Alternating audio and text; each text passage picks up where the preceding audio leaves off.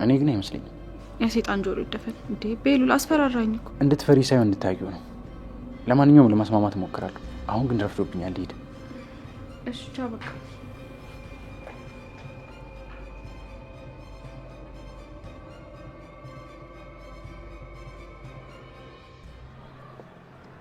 እንዴት ነው? እኔንማ እንደዚህ ታናግሪኛለሽ ብዬ አልጠበቅኩም ነበር። ችጋራም ስለሆንክ ነው ገንዘብ የጠየቀኝ። እኔ ደግሞ ችግርን ስላወቅኩ ከፈልኩ። በምላሹ ግን አንድ ነገር እፈልጋለሁ። ምንድን ነው?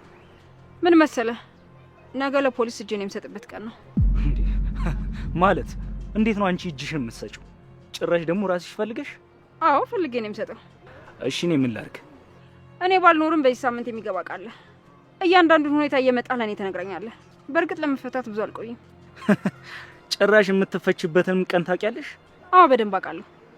ግን ደግሞ ኃላፊነት ተሰጥቶኛል ብለህ አንድ ጥፋት